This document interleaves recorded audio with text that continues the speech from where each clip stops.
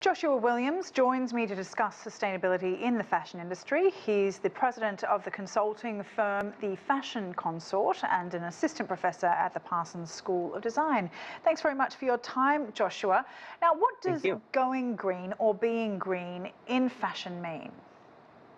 You know, it's such a great question because it means so many different things. And as we look at a system as complex as fashion, it could be anything from really understanding the environmental impact of the products and wares that you're creating, as well as the human part of that, the human rights part of that, and that system, and then the people that are involved in producing goods. It can also include things about economics and how people live and are able to make a living from fashion. And so there's a lot of different kind of levels to this conversation. And I think many companies struggle to find the right place to focus, but ultimately, for those companies that are interested in going green, that focus is very needed.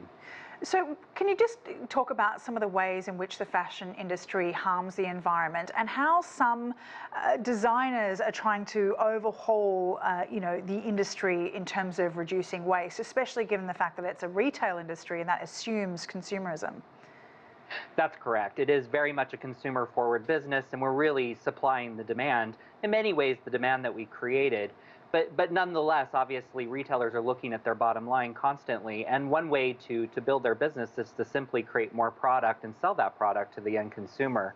So there has to be something that sort of stops that process. And so a lot of companies out there are rethinking their whole entire system of how many products they're selling, in some cases what success means or what even profit means.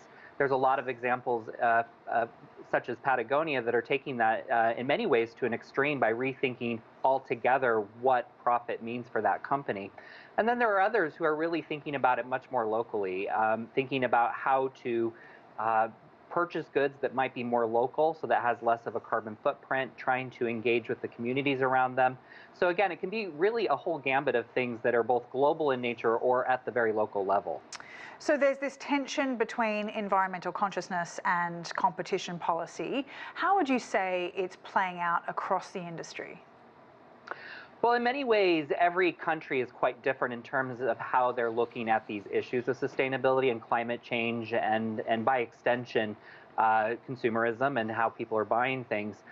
In large part, the consumer is driving what fashion companies are doing. And so there is sort of this tension, as you said, between customers saying that they want more, but also this value shift that we're seeing in the market of customers being more aware of what's happening by purchasing these goods that they are at places like H&M's are, and even all the way up to Chanel on the luxury level. So many people are starting to look at things at the policy level, understanding that if things are going to really change, it's probably not going to come directly from the companies, and in some cases not from the consumers, but really as a society looking at things and changing how we look at the companies and how they operate within those countries. All right, Joshua, thanks very much for your time. Joshua Williams, Thank you. there, Fashion Consort and Assistant Professor at the Parsons School of Design.